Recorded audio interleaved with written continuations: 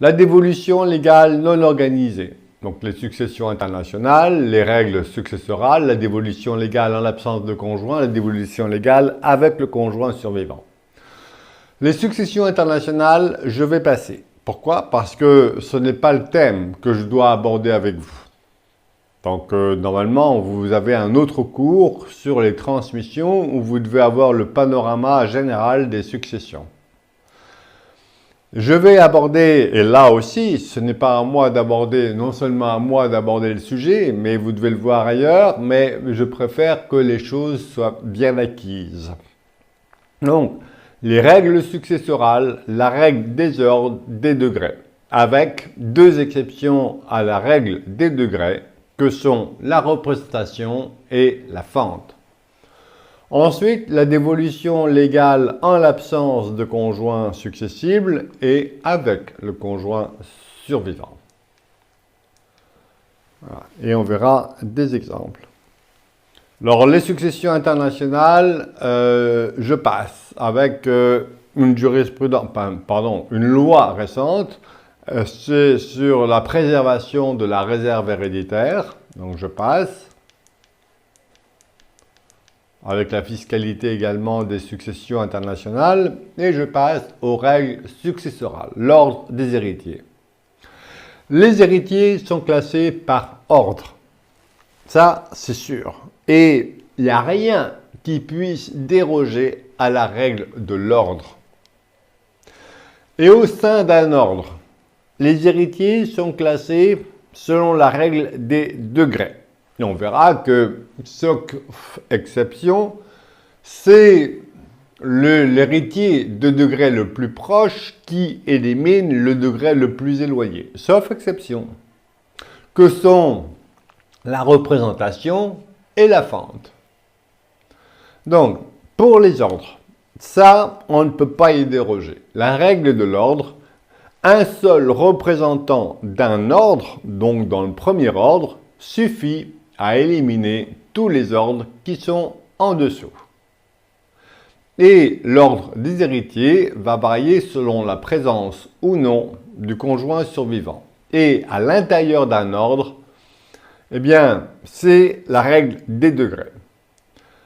Et avec des exceptions à la règle des degrés que sont la fente, la représentation et des choses qu'on va passer tout de suite, c'est les successions anomales, notamment les attributions préférentielles, les tombeaux et souvenirs de famille, etc. L'ordre des héritiers sans conjoint. 1. Les descendants. Ou à défaut, les petits-enfants par le jeu de la représentation. Et on reviendra sur ce que c'est que la représentation. 2. S'il n'y a aucun descendant, eh bien, les héritiers, il y a compétition entre les ascendants privilégiés, père et mère du défunt, et les collatéraux privilégiés, les frères et sœurs, avec, deuxième application de la représentation, les neveux et nièces. En l'absence de représentants dans l'ordre 1 et dans l'ordre 2, intervient le troisième ordre, que sont les ascendants ordinaires, père et mère du défunt. Et ensuite, les collatéraux ordinaires jusqu'au 6e degré, on verra ce que c'est que les degrés. Et à défaut, l'état. Donc voici les ordres sans conjoint. Le premier ordre en rouge, les enfants, à défaut les petits-enfants, par le jeu de la représentation. Donc ça, c'est le premier ordre. Deuxième ordre, les ascendants privilégiés, père et mère et frères et sœurs du défunt. Troisième ordre, les ascendants ordinaires. Puis quatrième, les collatéraux ordinaires jusqu'au 6e degré. L'ordre des héritiers avec conjoint, différent. Donc voilà, y a-t-il un conjoint ou non? Et avec conjoint, le conjoint intervient dans les trois ordres. Les premiers ordres, le conjoint et les descendants. Les descendants qui sont les héritiers réservataires. Avec le jeu de la représentation. En cas de la représentation, donc en cas de prédécès ou en cas de renonciation, les petits-enfants viennent en représentation de leurs parents. En l'absence de représentants dans l'ordre 1, intervient le deuxième ordre. Et le deuxième ordre, c'est le conjoint et les parents du défunt. Vous voyez, on a vu qu'avec le conjoint, le deuxième ordre, c'était à la fois les parents du défunt, les ascendants privilégiés et les collatéraux privilégiés. Ici, avec un conjoint, dehors, les frères et sœurs, dans le deuxième ordre. Le conjoint est en compétition avec les parents du défunt. Et pour savoir quelle est la part des parents avec conjoint ou la part des parents sans conjoint, on part des parents et on dit tiens, un quart chacun, un quart par parent. Quand il y a compétition avec les parents, on dit un quart par parent.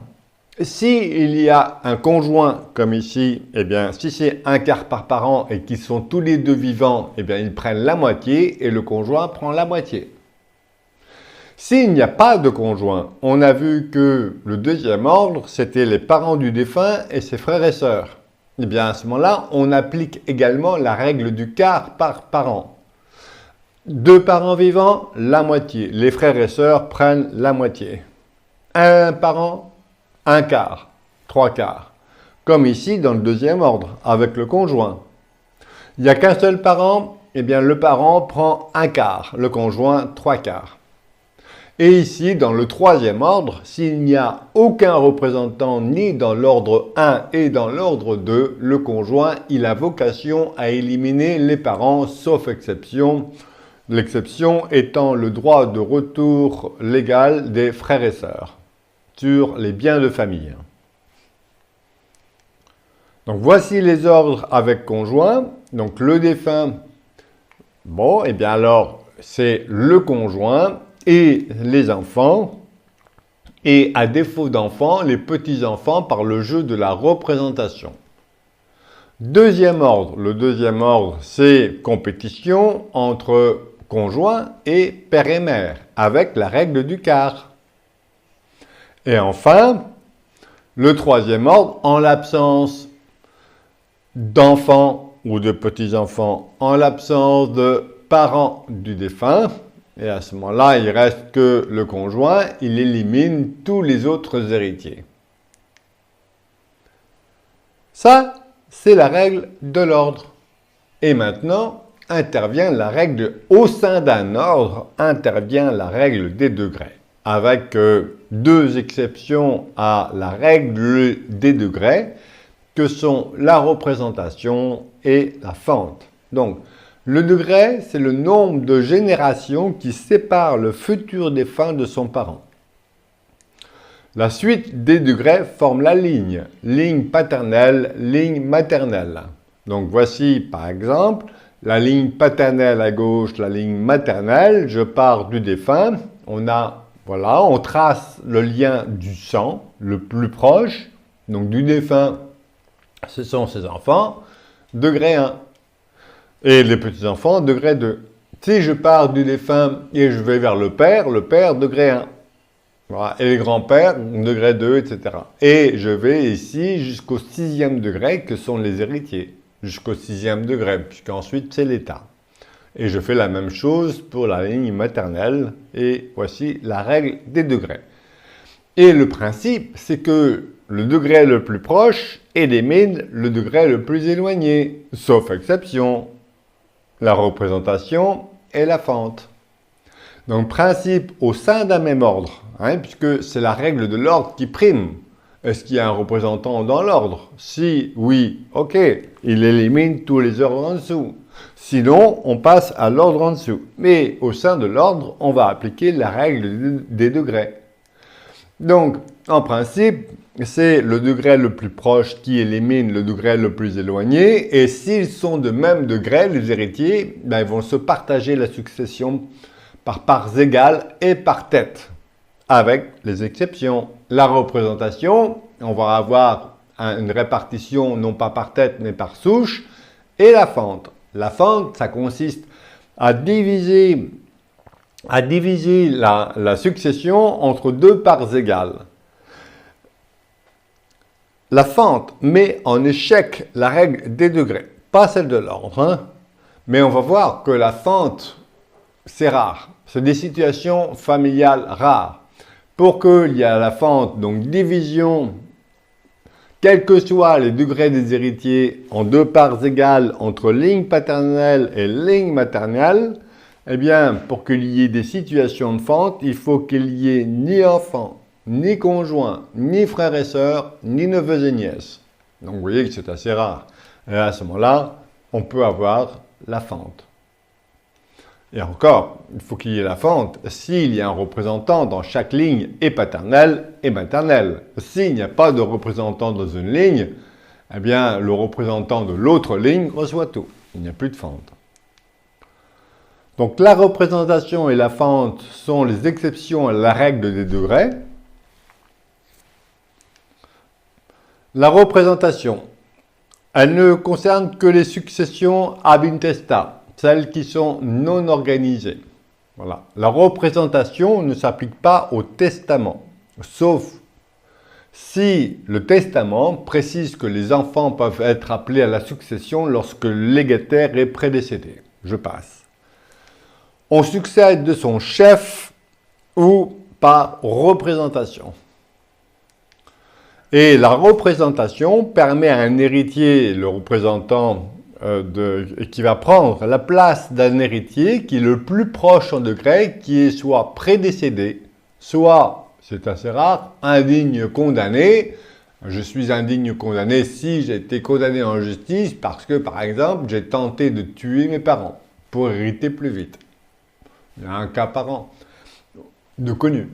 Mais le cas le plus, ou prédécédé, et on va retenir le cas le plus fréquent, ou pas forcément le plus fréquent, mais qui peut être utilisé intelligemment pour la transmission d'un patrimoine, c'est la renonciation.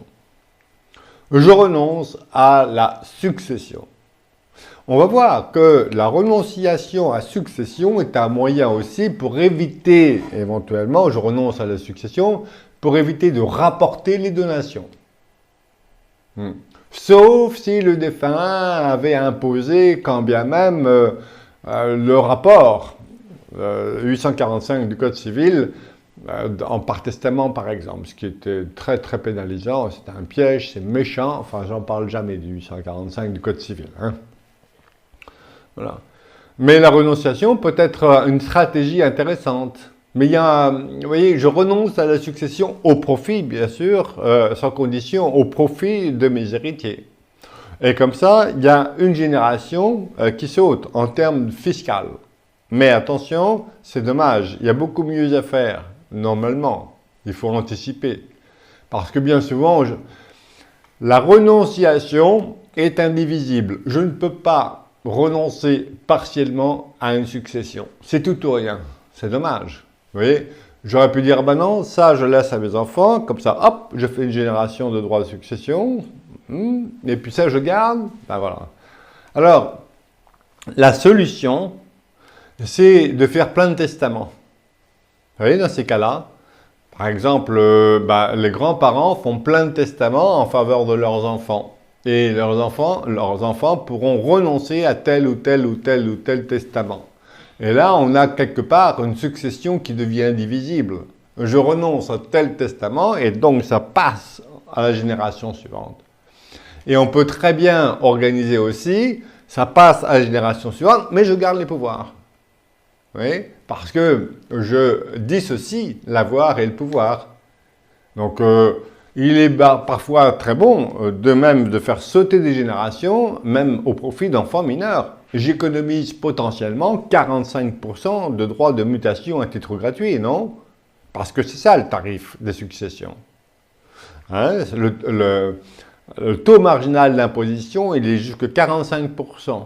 Et ils veulent éventuellement l'augmenter. Hein?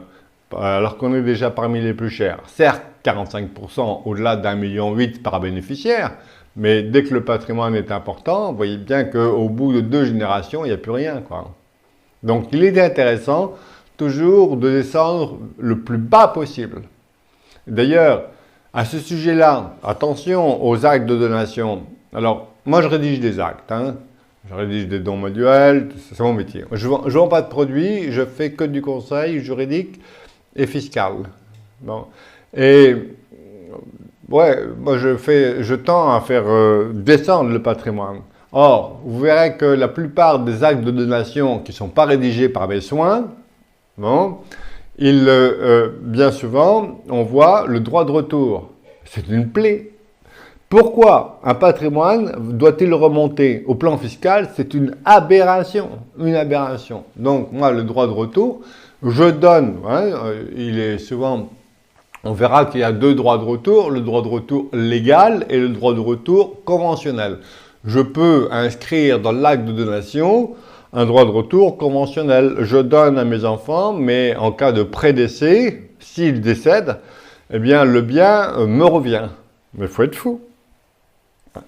Il ne faut pas que je dise il faut être fou parce que tout le monde le fait. Hein. Moi, je fais sauter ça. Ouais, il y a beaucoup mieux à faire. Il vaut mieux que ça aille ou en bas ou en ligne collatérale et non pas vers le haut. C'est ridicule. Enfin, bon, bref.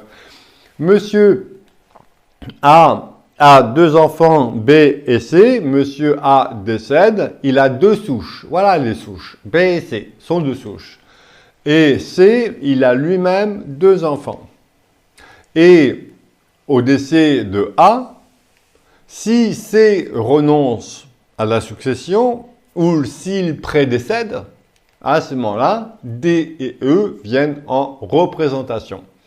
Et on va voir là une succession qui est divisée d'abord en deux souches, la souche B et la souche C.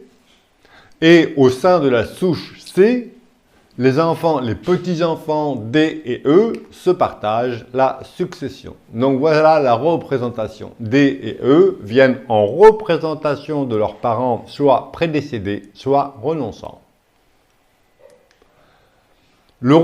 Pour la représentation, le représentant est un descendant du représenté.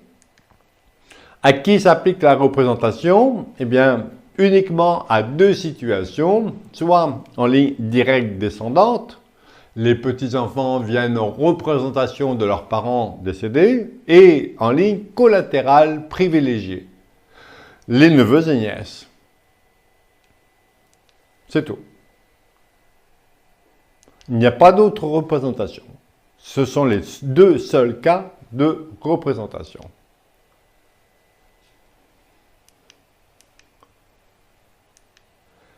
Voilà la représentation.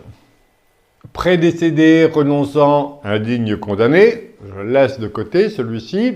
Et donc uniquement en ligne descendante directe, petit enfant, petit-fils. Et vous voyez que si le fils ou la fille renonce ou prédécède, le bien passe à petit-fils, petite-fille, mais il ne va pas aller en dessous. Hein. C'est le degré le plus proche qui élimine le degré le plus éloigné ensuite.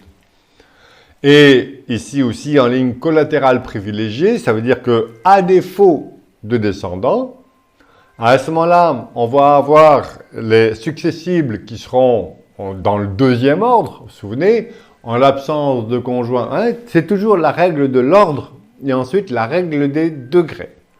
Et la règle des degrés, bien, la représentation est une exception à la règle des degrés.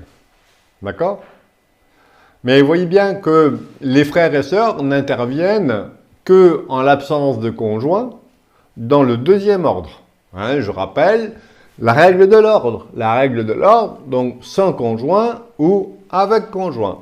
Sans conjoint, les enfants ou les petits-enfants par le jeu de la représentation, premier ordre. Deuxième ordre, les frères et sœurs du défunt avec compétition, les parents du défunt avec la règle du quart. Ensuite, les ascendants ordinaires et ensuite les héritiers jusqu'au 6e degré. S'il y a un conjoint, la règle des ordres est le suivant. Premier ordre, les enfants et le conjoint survivant, conjoint marié, hein, avec tout de suite le réflexe, est-ce que les enfants sont tous issus ou non du même lit? Si les enfants sont tous issus du même lit, eh bien, le conjoint peut opter pour un quart, 100% en usufruit, donc on en déduit en fonction de ce que le conjoint choisit, ce qui revient aux enfants. Vous voyez? On y reviendra, hein, ça. Hein. Mais il faut que ce soit un peu automatique. Hein. Le deuxième ordre avec conjoint, il y a compétition entre les parents du défunt avec la règle du quart et le conjoint. Et le troisième ordre avec conjoint, c'est le conjoint, il a vocation à tout recevoir. Hein. Donc on a la règle de l'ordre et au sein de l'ordre, la règle des degrés. Et lorsqu'il y a représentation, le partage est réalisé par souche. Et au sein de la souche, un partage par tête. Un exemple de représentation, là, ils n'ont pas de chance dans la famille. Un défunt qui avait 3 enfants, il y en a un qui prédécède, c'est qui renonce. Bien, vous voyez, on a 3 souches et donc on a la succession qui est divisée en 3 souches. Et au sein de la souche, il peut y avoir encore des souches. Mais en tout cas, après, c'est des partages par tête. Et donc, on regarde le plus petit dénominateur commun. Un enfant, petit enfant, D et E, issu d'un enfant unique, quand il y a une seule souche, on ne vient pas à la succession par représentation, mais on dit qu'il vient de son chef. Voilà. Et au plan fiscal, je passe, normalement, ici, il n'y a pas la division, il y a un abattement de 100 000 € en principe, hein, pour B. Bien, en principe, il ne devrait pas y avoir le jeu de la représentation qui s'applique. Et la tolérance fiscale fait qu'ils disent, ouais, les petits-enfants D et E peuvent se partager l'abattement de 100 000 €. Je passe. C'est une exception. Je passe sur la fiscalité. Ce n'est pas l'objet de notre cours. La fente. La fente. Là aussi, je passe parce que dans la plupart des situations, hein, comment contourner les règles de la réserve héréditaire? Eh bien, ici, lorsque la fente s'applique, il n'y a pas de réserve héréditaire, puisqu'il n'y a ni enfant ni conjoint. Or, les héritiers réservataires sont soit les enfants, et à défaut d'enfants et de descendants, le conjoint survivant. Donc, la fente, c'est un partage, je rappelle, entre 2 lignes, ligne paternelle, ligne maternelle, mais qui ne s'applique pas en l'absence de réserve héréditaire. Je passe. Et je vous ai mis un exemple de fente. Les fentes. D'évolution légale en l'absence de conjoints successibles, donc les ordres, le premier ordre, les descendants. À défaut de descendants, le deuxième ordre, il y a compétition entre ascendants privilégiés et collatéraux privilégiés. Père et mère du défunt et frères et sœurs du défunt. Alors, ici, hein, il y a 3 situations. Soit il n'y a que des collatéraux privilégiés. S'il n'y a que des collatéraux privilégiés, ils se partagent la succession, les frères et sœurs. À défaut de frères ou de sœurs, parce qu'il est prédécédé au renonçant, c'est les neveux et nièces qui viennent en représentation. Deuxième situation, il y a à la fois des ascendants privilégiés, père et mère, et des collatéraux privilégiés. Tiens, vite le réflexe, la règle du quart, un quart par parent. S'il y a les 2 parents, ils prennent la moitié, et donc les frères et sœurs, l'autre moitié, avec l'application éventuelle de la représentation. S'il n'y a que, troisième situation, que des ascendants privilégiés, soit il y en a un, soit il y en a 2. S'il y en a un, il prend un quart. S'il y en a 2, il prend la moitié. Le reste aux autres héritiers. Vous voyez? Donc voici l'ordre. Les ordres sans conjoint. 1. Les descendants. 2. Les ascendants privilégiés et les collatéraux privilégiés. 3. À défaut d'un représentant dans un ordre, ce sont les ascendants privilégiés et ensuite les collatéraux ordinaires jusqu'au 6e degré et ensuite l'état. Donc, premier ordre, les descendants. La présence de descendants exclut tout autre parent. C'est le premier ordre, la règle de l'ordre. Rien ne peut venir empiéter sur la règle de l'ordre. Et au sein d'un ordre, c'est la règle des degrés qui va s'appliquer, avec deux exceptions.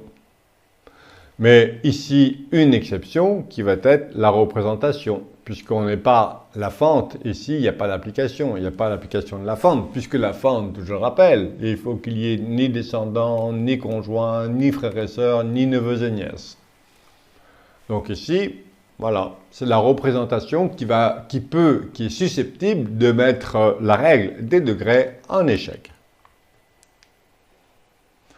Et les enfants sont les héritiers réservataires. On a vu, est-ce qu'il y a un enfant, quotité disponible, la moitié, la réserve, la moitié, deux enfants, quotité disponible, un tiers, réserve, deux tiers, trois enfants et plus, un quart, trois quarts. Donc le deuxième ordre, maintenant, il n'y a pas de descendants, donc d'héritiers réservataires, enfants.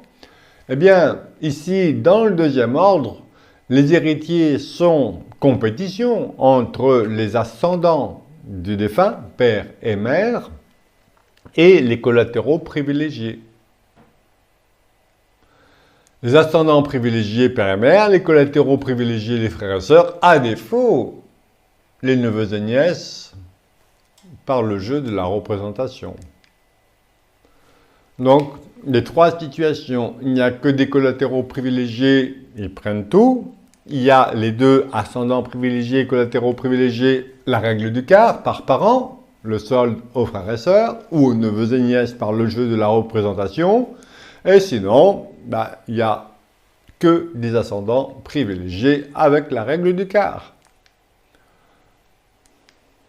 Donc, je vous ai mis ici un tableau récapitulatif des situations. Vous avez deux colonnes. La première colonne de gauche, ascendant privilégié. La colonne de droite, collatéraux privilégiés. On regarde s'il y a une compétition entre les deux. Et ensuite, bien en ligne, vous avez d'abord, il n'y a que des collatéraux privilégiés, par exemple, mais se partagent la totalité. Il y a à la fois, deuxième ligne, des ascendants privilégiés et des collatéraux privilégiés. Et bien à ce moment-là, la règle du quart, un quart par parent, donc le solde aux collatéraux privilégiés. Et enfin, dans la troisième ligne, il n'y a que des ascendants privilégiés, il n'y a plus de collatéraux privilégiés. Bien, il peut y avoir application de la fente.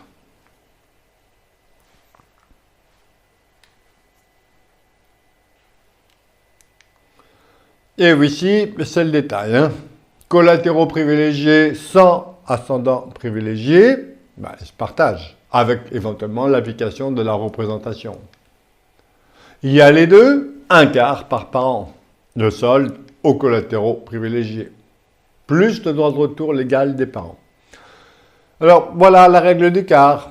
Et j'ai deux parents. Le défunt a deux parents, donc un quart chacun, et le solde aux collatéraux. S'il n'y a qu'un seul parent, un quart, trois quarts. Il n'y a que des ascendants privilégiés, c'est la règle du quart. Donc, où il n'y a que deux ascendants privilégiés dans chaque branche, un quart chacun, la moitié à chacun, parce qu'il n'y a pas eu de testament, donc il se divise la succession par deux. Un ascendant privilégié et des ascendants, des collatéraux privilégiés par exemple, on va appliquer la règle du quart. Et s'il n'y a pas de frères et sœurs, eh bien on va regarder, s'il n'y a qu'un seul parent, par exemple son père, eh bien on va regarder dans la ligne maternelle s'il y a un autre représentant. Puisque ici, on va voir l'application de la fente. Et la fente, elle met en échec la règle des degrés. Donc il y aura le partage de la succession en deux parts égales. Et s'il n'y a pas de représentants dans une branche, ils sont tous décédés, eh bien à ce moment-là, tout va revenir à l'ascendant privilégié dans la ligne paternelle, par exemple.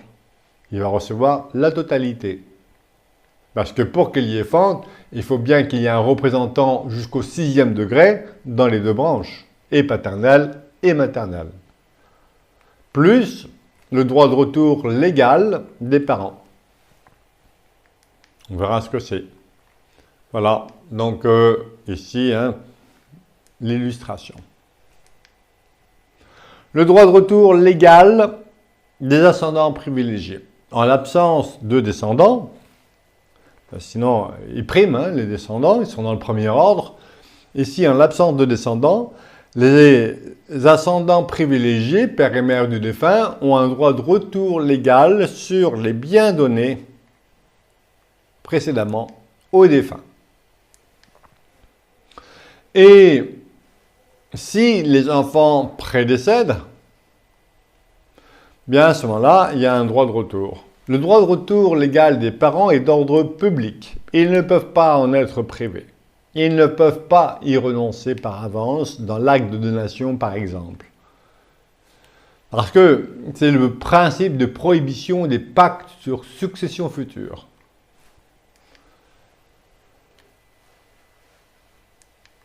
Le droit de retour légal, deux conditions, le défunt qui décède sans postérité, ses pères et mères, ou l'un d'eux, survivent. Et il est limité dans le cadre des droits légaux des parents. Donc, à savoir, un quart par parent. La moitié si les deux parents sont vivants.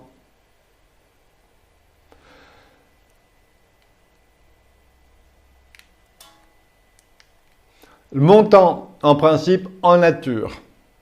Sinon, en valeur, notamment parce que le bien qui a été donné a été aliéné, vendu, par exemple, par le donataire, ou si la valeur excède la part successorale qui revient au père et mère. À ce moment-là, ce n'est pas en nature, ça sera en valeur. Et si, alors l'avantage fiscal, lorsque les parents ont donné, certes, il y a eu application des droits de donation, des droits de mutation à titre gratuit, et si le droit de retour viendrait à s'appliquer, à ce moment-là, eh bien, il n'est pas dû de droit de mutation à titre gratuit. Je dis ça, ça peut paraître être normal, mais en fait, quand le droit de retour légal, le droit de retour des frères et sœurs sur les biens de famille a vocation à s'appliquer, il y a d'une part une taxation lorsque les parents donnent et lorsque le patrimoine va aux frères et sœurs, il est à nouveau taxé entre frères et sœurs. Ça fait mal. Et le troisième ordre, les ascendants ordinaires. En l'absence de deuxième ordre, donc en l'absence les descendants avec la représentation, premier ordre. Deuxième ordre, les parents, avec compétition avec les frères et sœurs. Et troisième ordre, eh bien, les ascendants ordinaires. Tout ceci, on est toujours sans conjoint dans la dévolution légale. Et à ce moment-là, il peut y avoir l'application de la fente, puisqu'il n'y a ni descendants, ni conjoints, ni frères et sœurs, ni neveux et nièces. Application éventuelle de la fente s'il y a un représentant dans chaque ligne et paternelle et maternelle. Et le quatrième ordre, les collatéraux ordinaires jusqu'au 6e degré avec l'application de la fente. Application. Un veuf qui laisse 3 enfants, alors toujours, on est sans conjoint, la règle de l'ordre d'abord, et ensuite la règle des degrés. Donc, un veuf qui laisse 3 enfants nés de son mariage, sa mère et 2 frères qui héritent. Donc, alors, vous voyez qu'on est dans le premier ordre, c'est les enfants. La mère et les frères dehors. Un veuf qui laisse 2 enfants d'un premier mariage, 2 enfants d'un second mariage, on s'en fiche, ce sont les enfants, ils héritent, un quart pour chaque enfant. Une veuve qui laisse un enfant de son mariage, 2 petits-enfants, ben on regarde la règle de l'ordre. Et toujours, ce sont les enfants. Et ils viennent éventuellement en représentation. Donc ici, un quart, pardon, la moitié, puisqu'il y a une division par souche, donc la moitié pour l'enfant du mariage et l'autre moitié, et donc un quart chacun.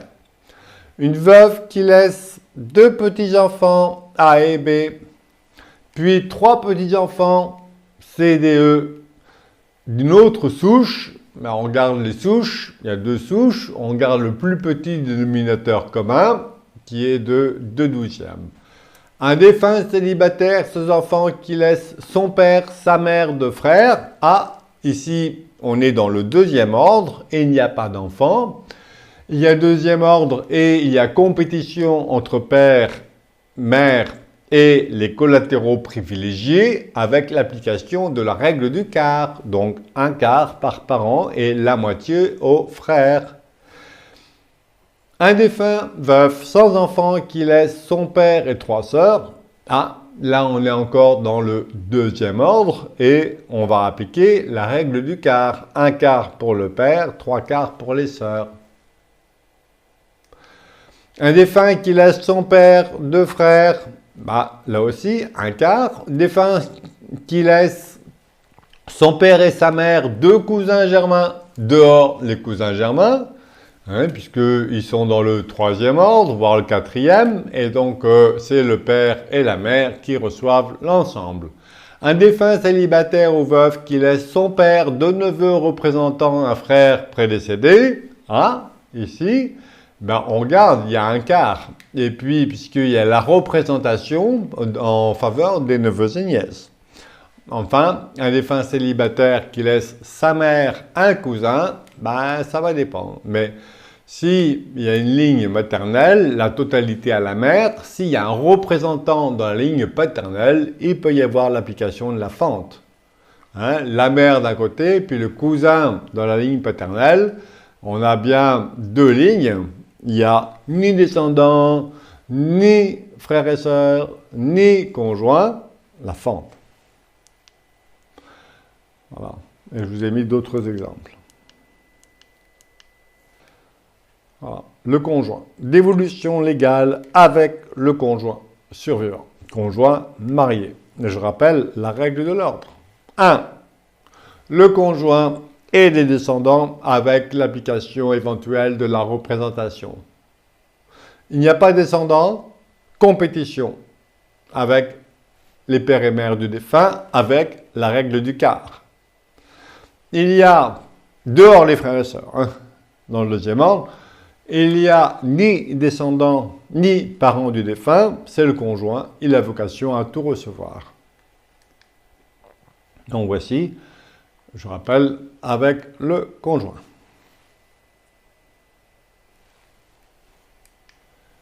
Donc le 1er ordre, le conjoint et les descendants. Alors, quand vous avez un conjoint et descendants, tout de suite, le réflexe, est-ce que les enfants sont tous issus ou non du même lit? Puisqu'on va déterminer d'abord les droits du conjoint pour en déduire les droits des enfants. Un quart en pleine propriété ou 100% en usufruit. Et s'il y a un enfant d'un autre lit, le conjoint ne peut pas choisir 100% en usufruit, il ne peut recevoir qu'un quart. On en déduit les droits des enfants. Voilà. Et vous voyez bien que si le conjoint opte pour 100% en usufruit, ben, les enfants sont nus propriétaires. Ils recevront leur part en pleine propriété au moment du décès. Et peut-être qu'ils peuvent se dire « Maman, tu meurs quand ?» Voilà, un des inconvénients du démembrement, c'est « Papa, maman, tu meurs quand ?» On crée des espérances. Ça, c'est pas bon. Voilà. Mais je vois bien quand j'interroge et puis des clients, et puis ils me disent, ouais, ils lèvent les yeux au ciel, puis ils me disent, ouais, non, ils sont en bonne santé. Tant mieux qu'ils soient en bonne santé, les parents. Donc voilà, on crée des espérances. Je trouve pas ça terrible. Hein. À voir. Donc, et le conjoint marié survivant a d'autres droits, notamment le droit viager au logement et au mobilier, le droit temporaire d'1 an au logement et au mobilier. Bon. Deuxième ordre, le conjoint et les ascendants privilégiés avec la règle du quart. Donc là aussi, en l'absence de descendants, on est dans le deuxième ordre. On a compétition entre les parents du défunt et le conjoint. Eh bien, on en déduit tout de suite les droits du conjoint. Et le conjoint, autant il n'est pas héritier réservataire en présence de descendants, mais en l'absence de descendants, dans le deuxième ordre, le conjoint survivant devient héritier réservataire pour un quart de la succession. On ne peut pas le déshériter. On peut déshériter totalement son conjoint en présence d'enfants, on ne peut pas le déshériter en l'absence d'enfants. Et le troisième ordre, le conjoint, il va primer sur l'ensemble des héritiers, avec une exception éventuelle, c'est le droit de retour des biens de famille en faveur des frères et sœurs du défunt. Cela, c'est un piège. Et il est simple de déshériter son conjoint. Il n'y a pas de nécessité de recourir à l'acte authentique, sauf pour le priver du droit viager au logement. C'est tout.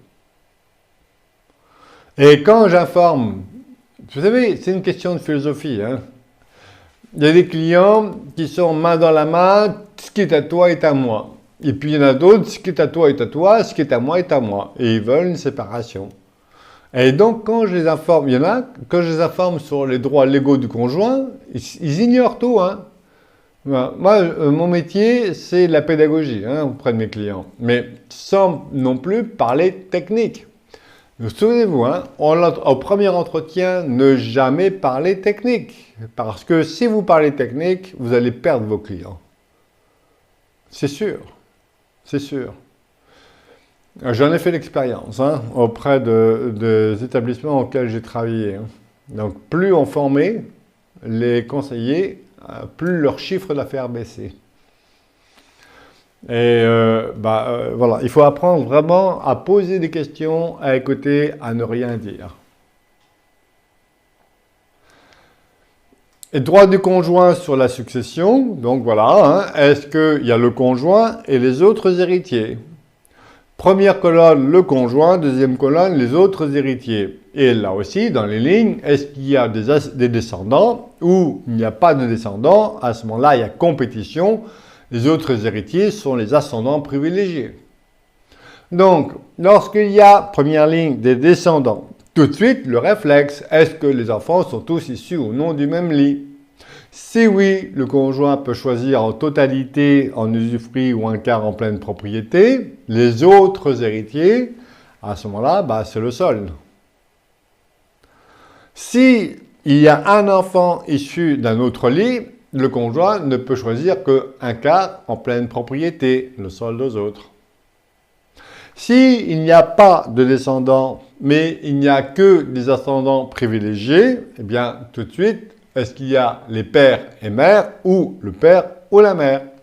On en déduit les droits qui reviennent aux autres héritiers.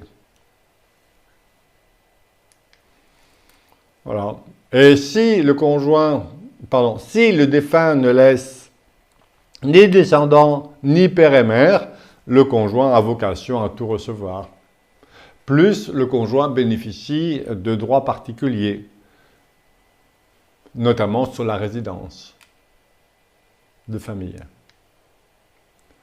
Voilà, les droits du conjoint. Jouissance temporaire et gratuite du logement, droit viager d'habitation et d'usage du mobilier, les attributions préférentielles, les pensions alimentaires. Méfiez-vous de ces droits du conjoint. Parce que la plupart disent, oui, mais il a le droit de viager d'usage et d'habitation. C'est nul, c'est nul. Il faut toujours assurer l'autonomie de décision de la personne à protéger. Or, le droit viager et d'habitation, c'est moins bien encore qu'un droit en usufruit. Donc, ça ne laisse pas l'autonomie du conjoint, ça ne protège pas le conjoint survivant. Ça, c'est sûr. Il faut au moins, il n'y a pas de règle, mais si on peut assurer l'autonomie financière, l'autonomie de décision du conjoint survivant, ça, il faut le faire.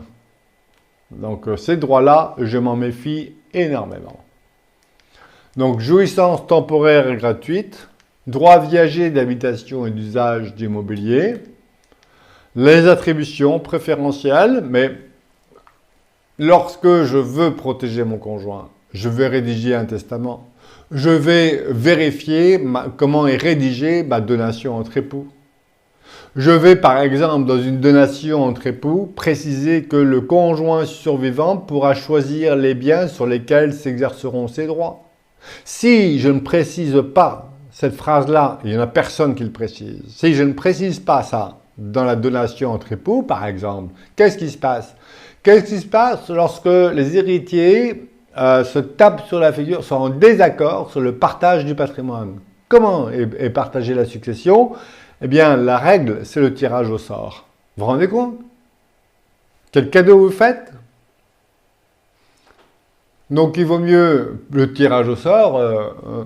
Ah, Madame pioche, et puis elle dit, tiens, usufruitière de 6 caves de capitalisation. Elle est belle la vie hein, pour le conjoint survivant. Ça, pour le protéger, vous l'avez bien protégé. Hein.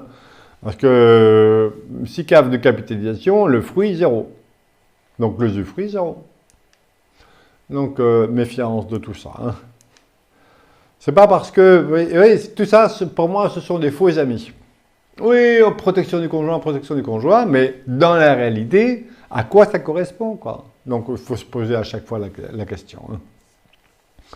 Donc, là aussi, comment aussi, qu'est-ce qui revient au conjoint? Parce que de quoi se compose la succession? Toujours pareil, hein. Donc, conjoint survivant et descendant, est-ce que les enfants sont tous issus ou non du même lit? Donc, soit les deux, soit l'un des deux, un quart en pleine propriété. Le conjoint survivant et ascendant privilégié, c'est la règle du quart. Donc, un quart par parent vivant, on en déduit les droits qui reviennent au conjoint. Et le conjoint est héritier réservataire pour un quart en pleine propriété.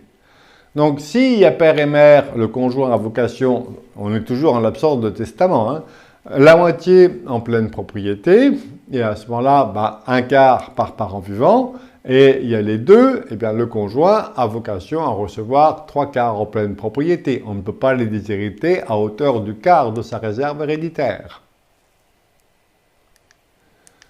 Et s'il y a des conjoints et des collatéraux privilégiés, bien à ce moment-là, il y a éventuellement l'application du droit de retour légal des biens de famille. Je passe sur ce droit-là, mais ça peut être un piège pour le conjoint. Hein. Et le conjoint, s'il y a des ascendants ordinaires, bien non, ils sont tous évincés au profit du conjoint. Un défunt qui laisse son épouse de... Alors, toujours, on est maintenant avec conjoint. Donc, je rappelle toujours les ordres. Il faut avoir bien les ordres en tête. Hein. Avec conjoint, premier ordre, les descendants, avec éventuellement l'application de la représentation, plus le conjoint. Avec, est-ce que les enfants sont tous issus ou non du même lit? Deuxième ordre, en l'absence de descendants, on a compétition entre le conjoint et les parents, les pères et mères de défunts, les ascendants privilégiés, avec l'application du règle du quart. Et le troisième ordre, le conjoint, a vocation à tout recevoir. Et on y va. Un défunt qui laisse son épouse de cousins germains, dehors les cousins germains, tout revient à l'épouse.